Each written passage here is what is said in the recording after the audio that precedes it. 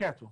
بسم الله الرحمن الرحيم. الحمد لله وكفى وسلام على عباده الذين اصطفى لا سيما المصطفى صلى الله عليه وعلى آله وصحبه وسلم تسليما كثيرا. All praise is due to Allah. We praise Him and we seek His help. Whomsoever Allah guides is a truly guided one, and whomsoever Allah leaves astray, none can show him guidance. My dear viewers, welcome once again to the second phase of our very interesting meeting with Dr. Bilal Philips, Abu Amina. And allow me to welcome him as well. Assalamu alaikum, ya Abu Amina. Wa alaikum salam wa rahmatullahi wa barakatuh. Nice looking, mashallah. Looking nice, mashallah. Alhamdulillah. You gotta tell me the recipe, Sheikh Bilal. You gotta tell me the recipe. What do you normally eat? Well, I try to keep things down to the thirds, right? A third for eating, third for drinking, and a third for breathing. MashaAllah, may Allah bless you. I always say Allahumma barik, okay? Just keep that in mind. May Allah bless you and your family, Sheikh. So welcome to the second phase of our meeting, which we started last week, same time last week. And I want to tell you that we received a very positive feedback, and I'm sure, mashallah, because it was also aired at your end, I'm sure you had some feedback. You need to share with us like the most interesting question or comment on that. But one of the things which I want to start off the meeting today with, like a lot of people were, mashallah, going into an area which no one have ever tackled before. How many kids? How old are you? And all of that. So why don't you ask him, how many wives do you have? Would you dare to ask him this question? So I'm just asking, what do you think? Alhamdulillah, 4. Alhamdulillah. MashaAllah, Allahu Akbar, Allahu Akbar. May Allah bless you and your family. May Allah bless you. MashaAllah, la quwwata illa billah. By the way, that needs a whole session by itself in order to teach us how do you manage, living with 4 wives and with many kids. A lot of people, particularly in Africa, I'm pretty certain they will be very interested to learn the technique from you, inshallah. But we also have some very important things to discuss today, which is, besides the personal and the family matters, you've done something very useful, mashallah.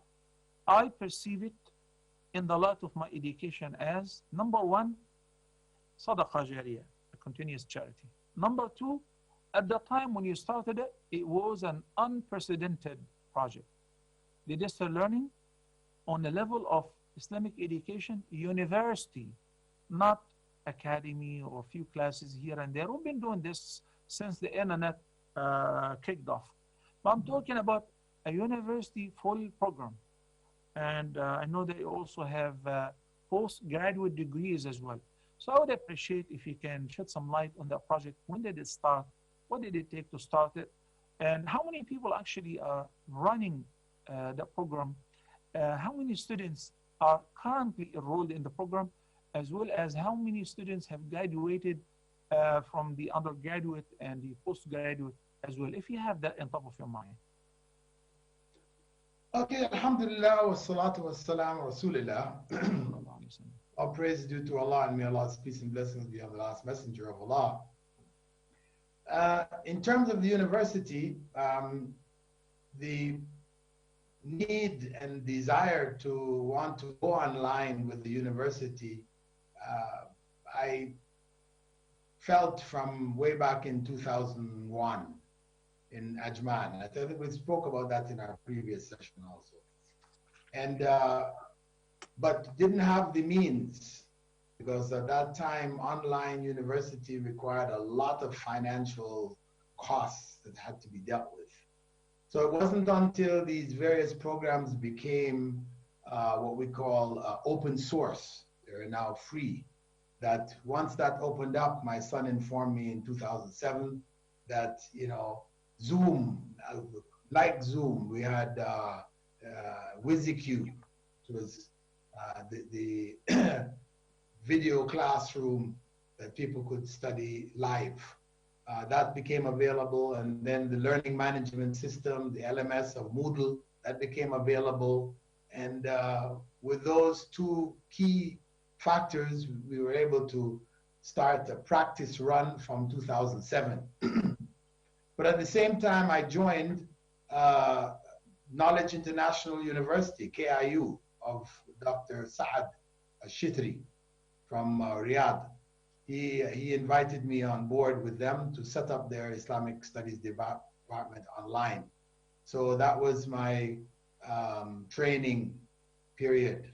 I joined them, set up the department, got the teachers and all those issues that are involved, and I got it going. At the same time, I launched the free version, that was a paid university. Their university fees were rather high, in fact. But the free version, Islamic Online University, we launched that from Qatar, being in Qatar, from 2007. Following that, I moved to India, to Chennai, India, to head and set up a university there, an Islamic university, which was called the Preston International College. There we combined Sharia and business administration, double degree program. And because Chennai is sort of the business center hub for the whole of India. So after we got that up, and of course there were challenges. You know, the powers that be did not want an international Islamic university to be set up in India. There was none. There were no such universities. In fact, there was no government-recognized Islamic university in the country. Mm-hmm. So this was like, cutting, new ground where it's a big challenge, and there are a lot of efforts made to close that down or to block it from operating. We tried to get teachers from Egypt, from Sudan, from Kenya, other parts of the Muslim world. They wouldn't give them visas. So we had to rely only on teachers, although India is, over 1 billion people. So finding, Muslim teachers is still not a problem in India, right? But, I wanted it to be international. I want the students to experience the international, degree of Islam, so their teachers are coming from different parts of the Muslim world. They feel a part of that. So then after we were blocked from there, I tried to bring teachers from all over India. Then the next step was, students. Again, students were applying from different parts of the world. They wanted to come in to study in the country. In the embassies, they were being told, this is not a university. It's fake. There's no such university. They were blocking people from even coming. So again, India is a big place. So I said, okay, the least I can do is to try to find students from all over India. So I took a tour of India. I went to Islamabad. I went to, Delhi. I went to Mumbai. I went to all the major cities. I visited, gave talks, invited students to come and study there. So alhamdulillah, we created at least a student body, which was a mixture of students from all over India. Okay. And then after a year of operation, we got up strong. We were the only university in the whole of the city of Chennai where students were in classrooms which had air conditioners. Subhanallah. Because one of the brothers who was on the team with us, he gave us a building, for it, brand new building, and he had it fully outfitted. He took the upper section of it, but the main building was given to the university. Because he was a member on the board of the university. Allah bless him.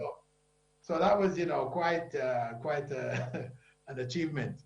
But alhamdulillah, Allah's qadar, after 1 year, my visa was no longer renewed. I had to go back to Qatar. So there it was. During that period, I was still working with KIU. Our free diploma was functioning. People were joining like mad, hundreds.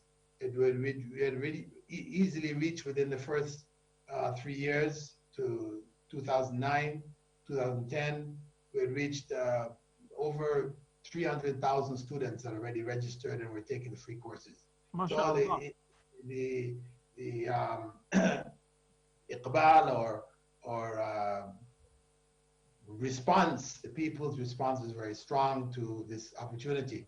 So at that point, I decided in 2009, I'd set up a a Dawah college there in Qatar, in Doha, a Dawah college, utilizing the curriculum from Durman Islamic University, with their permission and everything, and they said they would recognize the degree, etc. We're going to teach it on the ground.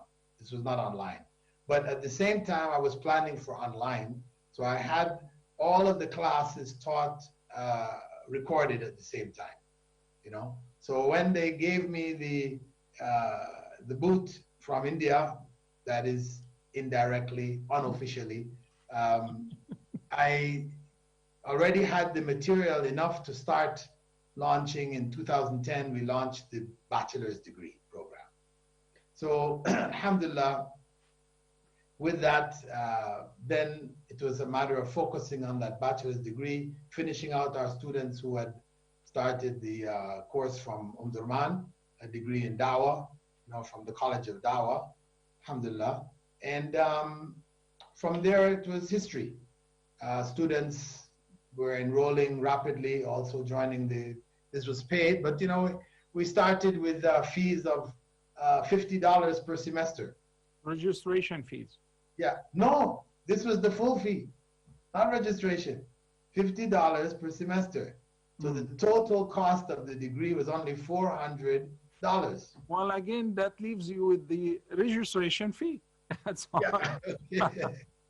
Like a registration fee. Officially, we had no registration fee. Yeah, okay. And that was supposed to be the semester fee. Anyway, point that we had to increase that as time went because it just wasn't practical for running a university for the size that it became, Yeah. We stopped counting once we hit, 500,000 students, though most of them were in the free diploma side. We average about 5,000 students, between 4,500 to 5,000 students are studying in the university on a continual basis. We've had over 1,000 graduates from the full degree program. From the diploma program, I'm not sure of the numbers. What was the number again? The free program, how many students? The graduates? Graduated students, we had over 1,000. It's 1,200, 1,250, something like this, numbers. Okay. No. Yeah, and that includes our master's program also. We have a master's in Islamic Studies. We call it the MAIS, Masters of Arts in Islamic Studies. But what was unique, really, about our bachelor's program, besides being in English, and there are already others up and available in Arabic. KIU has a full Arabic side. That's where they began. I started the English side for them. So what I was concerned about was adding to the curriculum what was needed by students once they graduated from a Sharia type program. Because they graduate and go back into society, and they're expected to manage, but they have not studied any management. They're expected to teach, but they have not studied education, how to teach. Any pedagogy. They're expected to manage the finances, but they didn't do any studies in Islamic finance. And they're expected, to handle the IT issues but they didn't study IT, So they're coming out and they're expected to counsel. Everybody comes with their problems. That's what usually happens. Graduates come back and they're just flocked. Everybody, their wife, their children, this problem, the other problem. They learned halal and haram. That's what they studied, okay? But all these questions were coming in between halal and haram, the gray areas, right? Which involved and needed psychology, but they hadn't studied any psychology. They didn't know how to counsel. So I added these courses, Islamic psychology, Islamic business administration. So I added all these areas so that every graduate has taken some courses in these areas, the fundamental courses to understand these areas. So for the first 4 years, we were only offering the BAIS, Bachelor's of Arts in Islamic Studies. So we are the Islamic Online University. So I see behind you, Sheikh Bilal, it says International Open University. Right, still IOU. So this is, this is a step that we needed to take because after the first 4 years, 2014, we had our first batch of graduates from the Sharia programs, and Arabic was there too.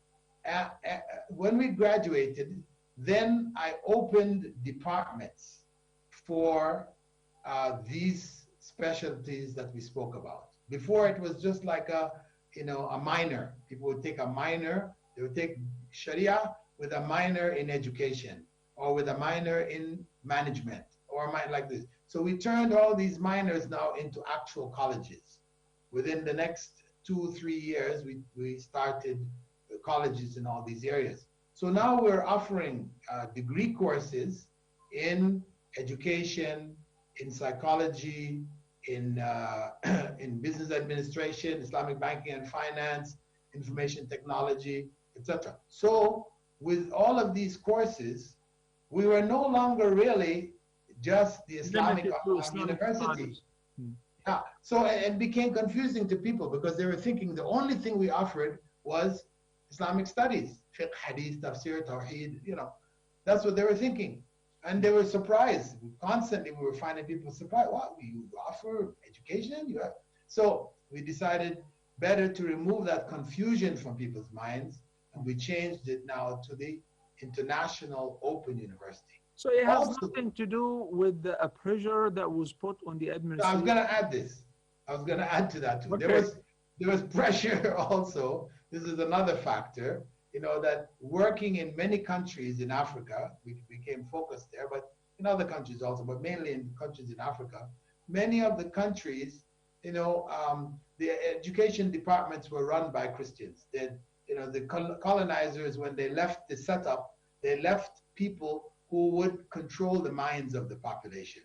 So they made sure that the departments of education were fully stacked with their people.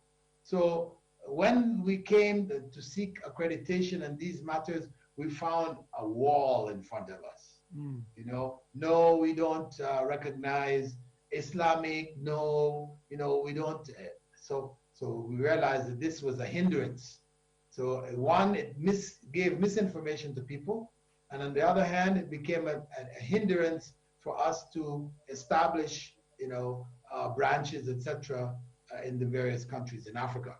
So this is what led last year is we finally made the change. We were talking about it for the last 4 years, but we finally did it in 2019. We completed the change. Inshallah. Did you notice any improvement as far as the public relations? Have you been accredited by some countries? The ministers of education in various countries, did they recognize the university? The number of the students, has it been increasing ever since? Well, it reached, in terms of student numbers, it reached a plateau. That plateau was around 5,000 students. We have, of course, in online education, there's a lot of dropouts. So we would have each semester, maybe we'd have 1,000 dropouts and about 1,000 new students are coming in. So it's sort of stabilized at around 5,000 students. That's where it's been running. But running costs have been increasing. This is the problem that we were faced with, because we're running the university fully on the fees of the students. So this is a big challenge. And I was warned by business people that this is not going to work. This model would not work. It would work for a while, but then, it's going to, and surely enough, we sort of reached that point now where, the cost for running, we have a staff of, over 200 plus people. And we have centers set up in around 15 countries in Africa and a few outside of Africa. And the cost for operations now, exceeds our fees fees are not enough to cover everything So how anymore. do you guys come up with the balance, though? We came up with the balance through the program for what we call scholarships for African youth. You know, I came up, I didn't want to reach out to people directly and say, please help us, send us some money, you know, we need donations, etc. You know, we want to be able to stand on our feet in that sense.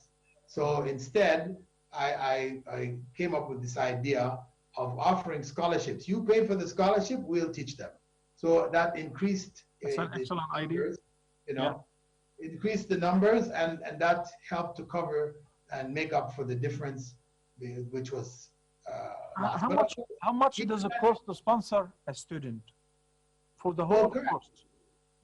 The total cost that we have been working with for the last, say, 3 years with this program, 2.5 to 3 years with the program, we were working with a cost basically of about $600 per student. That was it. But the fact of the matter is that, you know, the costs were actually greater than that, because we had to, if we were in the West, it would have been fine to just have fees and that's it. Whatever our fees in the West are a bit more expensive in the US, and Canada, UK, you know, instead of it being $120 per semester, you know, they're paying $200 or $250 per semester. Still very, very cheap, but, you know, those costs would have been fine. But what happened is that, you know, as we expanded into this area of free scholarships, etc., we found that the students needed help. It wasn't enough just to register a student, bring him on board, he joins the university and starts studying. No, he doesn't have a computer. He doesn't have electricity. He doesn't have internet. So what do you do then? You know, you have to buy him each a computer, a problem. Even if you bought them a computer, they take it home, they didn't know what to do with it. They really were not trained in, you know, computer skills. They didn't have them.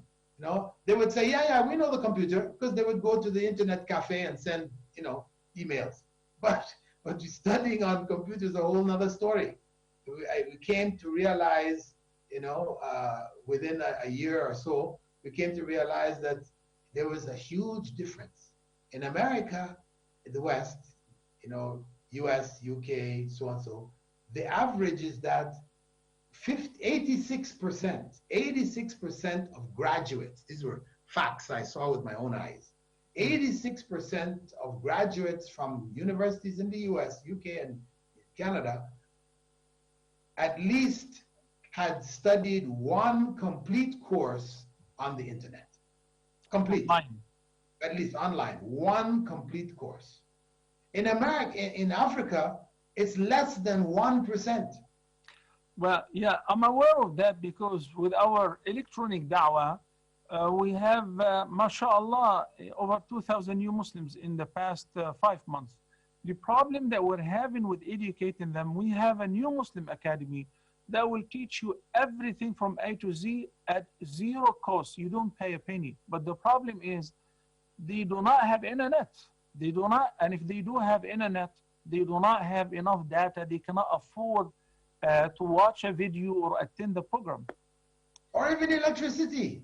Electricity goes off, it goes on, it goes up, you know. So it's all of these challenges were there. That's why we were forced to, one, rethink and come up with a new strategy for educating these destitute, because we focused on the destitute, orphans, the poor, etc. Students. Yeah, students. So what we realized is that, one, we had to set up in each of the major countries that we were promoting the scholarship program, we had to set up a learning center. Learning center is just 1 or 2 classrooms and an office. So that's a learning center.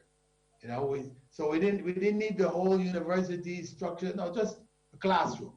So this classroom need to have tables and chairs. So we had to provide that. Then we also had to provide computers. First, we tried to do iPads, you know, these electronic, you know, pads, etc., to study from, but it didn't work out. Cost wasn't cost efficient and everything. So we ended up, okay, no, we need to get regular computers in the classroom, not networked, because each student is studying their own subjects, right?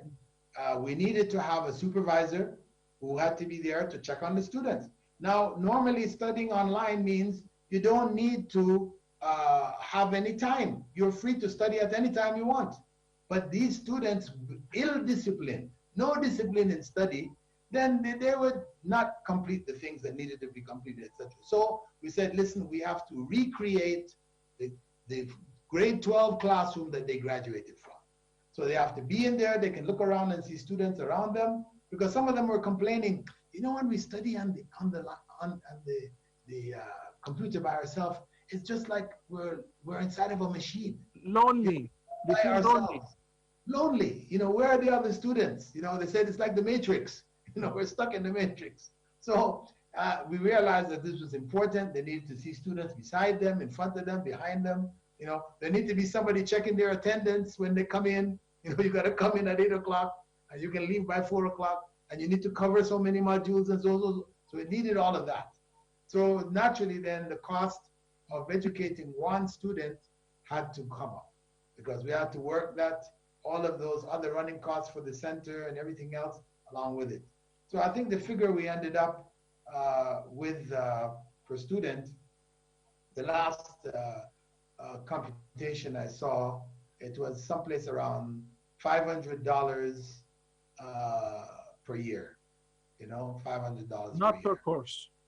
Not per the whole course, per year. No, $500 per year. So it means a total of about $2,000, you know, to cover the full course. And has there been anyone who sponsored over 500 students all at once?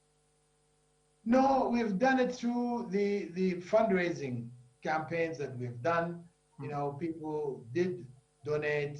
We did have enough to bring in about 1,000 students. And, you know, we're working with them and preparing for the next batch of students who will be coming in. So that project is ongoing, and we just launched recently a new center in Mozambique. You know, Mozambique is actually Portuguese speaking.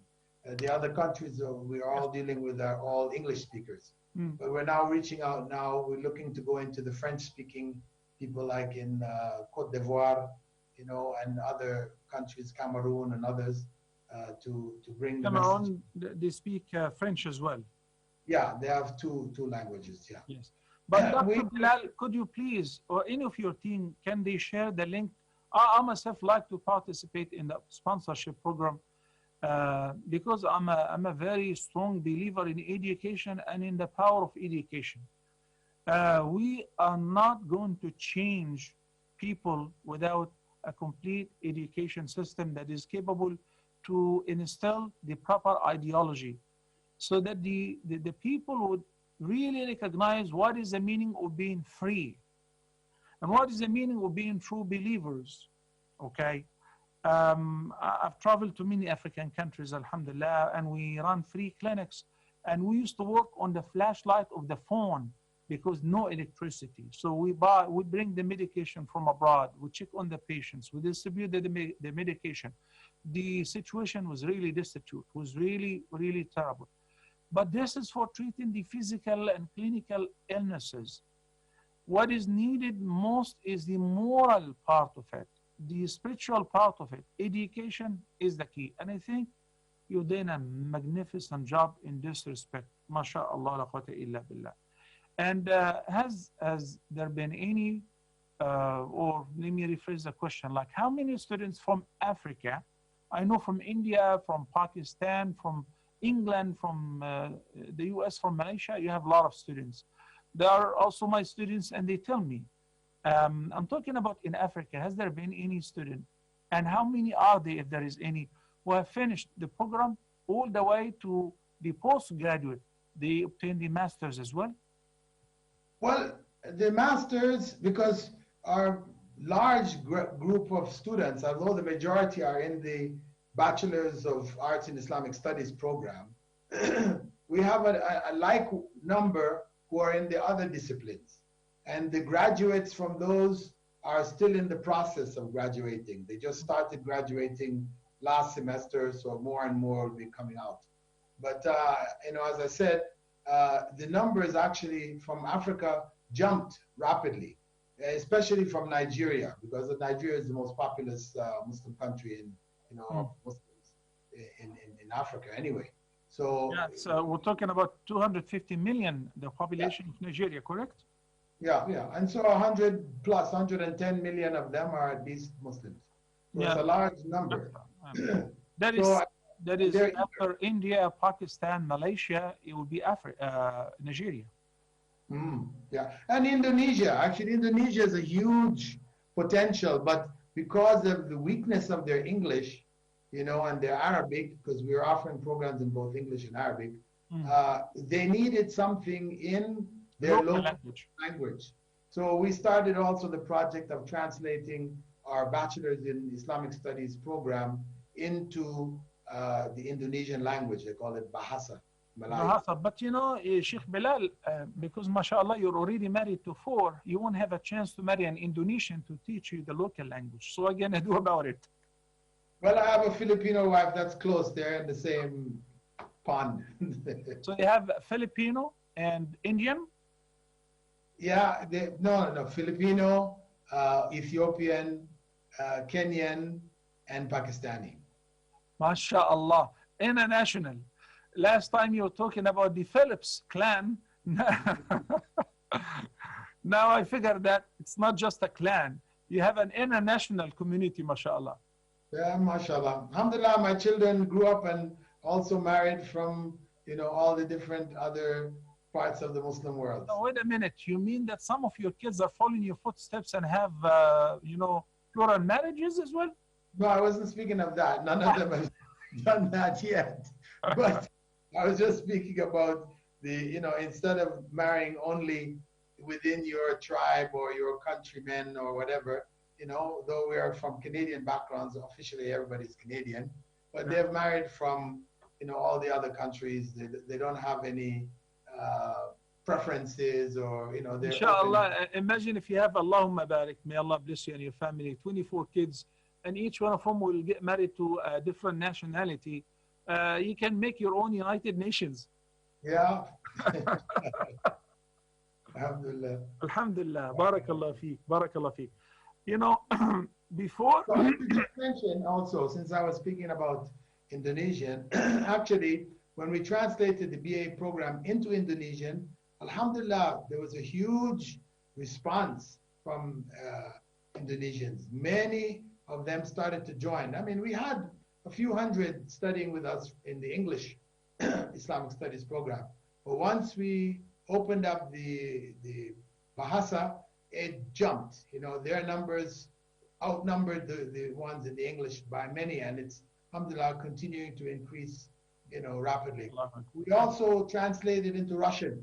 We do have the BAIS in Russian available. Alhamdulillah, we have quite a few students there too. And we are working on the Urdu.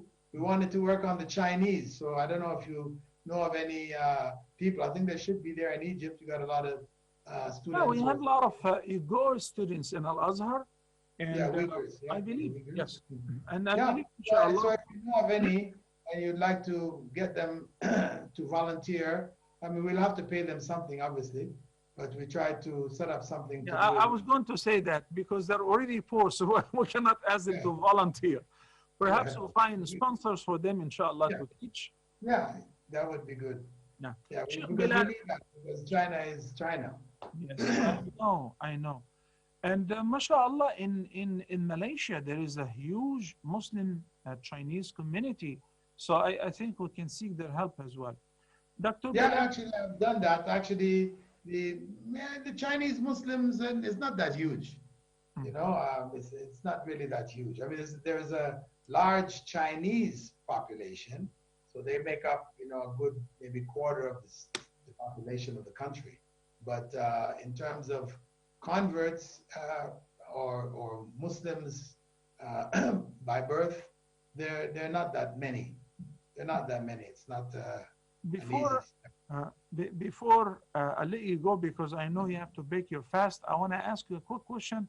I promised a young viewer, Maria, she is only 10 years old, well, she just turned 10, and she called in a few minutes ago in my earlier Ask with a live program. And she asked me a question, and I said, I promise, inshallah, I will let Dr. Bilal Philips tackle this question. Because in the series of Islamic studies, you actually spoke about that when you discussed the unity of the names and attributes of Allah. This beautiful young viewer asked me, since our Prophet ﷺ said, in Jannah, inshallah, in heaven, the believers will get to see Allah, and there are some sound ahadith in this respect, and the ayat of the Quran, Surah Al-Qiyamah.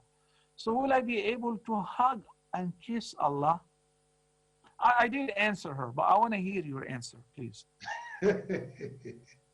My usual answer Think about it. Guess what? After she hung up, I've been thinking about the question, oh man, hugging Allah and kissing Allah. I've been always wondering if hugging and kissing Prophet Muhammad, but I never thought of hugging God.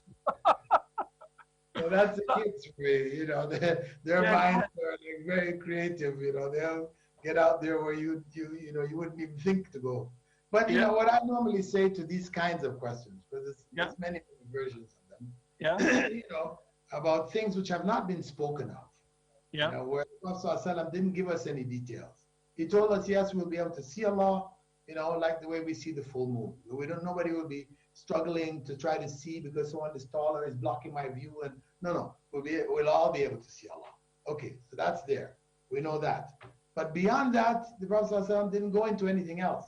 So what I usually do is I go to the verse in the Quran where Allah says, وَلَكُمْ فِيهَا مَا تَشْتَهِي أَنفُسُكُمْ, that you will have in it whatever your soul desires.